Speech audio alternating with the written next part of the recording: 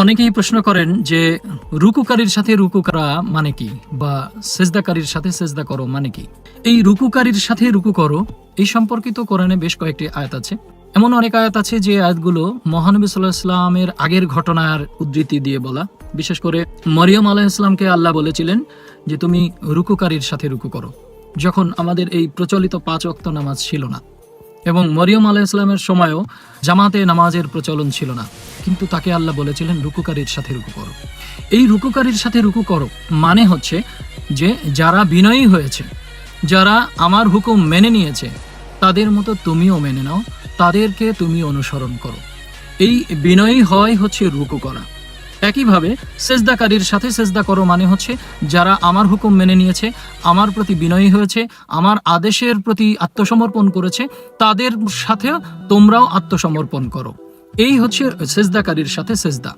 যেই সেজদার সাথে জড়িত হচ্ছে, আল্লাহ যেমন বলেছেন যে গাছপালা তরুলতা আমাকে সেজদা করে, পশু পাখি আমাকে সেজদা করে, গ্রহ নক্ষত্র আমাকে সেজদা করে, আমার সৃষ্টিকুলের সকল কিছু আমাকে সেজদা করে, তারা নিয়মের বাইরে যায় না। এই নিয়মের বাইরে না যাওয়াটাই হচ্ছে সেজদা, অর্থাৎ আপন ইচ্ছাকে বিসর্জন দেওয়ার নামই হচ্ছে সেজদা। আর এই সেজদা যে একবার দিতে পেরেছে সে আজীবনের জন্য সেজদায় রত থাকবে, এটাই হচ্ছে কোরআনের বিধান।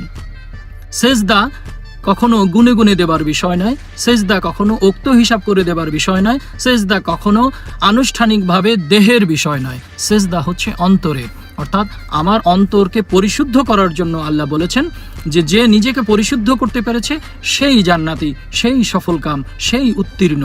তো সেই উত্তীর্ণতা হয় হচ্ছে আমার অন্তরের সেজদা, অর্থাৎ আমি আমার অন্তরে কি আছে, আমি আমাকে যেভাবে জানি অন্য কেউ জানে না। আমি হয়তো অন্যের সাথে খুব সুন্দর ব্যবহার করছি, সুন্দর কথা বলছি, সুন্দর আচরণ করছি, কিন্তু আমার অন্তরে আছে দোষ, অন্তরে আছে বিষ। তাহলে আমি আসলে অন্তর থেকে ভালো না। এই অন্তর থেকে ভালো হতে হলে আল্লাহর আদেশ নিষেধ মেনে চলতে হয়। আর আল্লাহর আদেশ নিষেধ কি সেটাও খুব স্পষ্ট। আল্লাহ বিভিন্ন আয়াতে আল্লাহ সৎকর্মের নির্দেশ দিয়েছেন যে তোমরা মিথ্যা কথা বলো না, তোমরা চুরি করো না, তোমরা ওজনে কম দিও না, তোমরা ভেজাল মিশায়ো না, তোমরা অন্যের সম্পত্তি আত্মসাৎ করো না, তোমরা এতিমের হক নষ্ট করো না, তোমরা অন্যকে গালি দিও না, অন্যের সাথে তুচ্ছতাচ্ছিল্য করো না, তারপরে হচ্ছে তোমরা সত্য সাক্ষী দাও, তোমরা সত্যের সাথে মিথ্যা মিশিও না, তোমরা জেনে শুনে সত্যকে গোপন করো না, তোমরা বাপদাদার ধর্ম অনুসরণ করো না, তোমরা একমাত্র আমার কাছে আত্মসমর্পণ করো, আমার নীতি অনুসরণ করো। এই বিষয়গুলো মেনে চলার নাম হচ্ছে সৎকর্ম।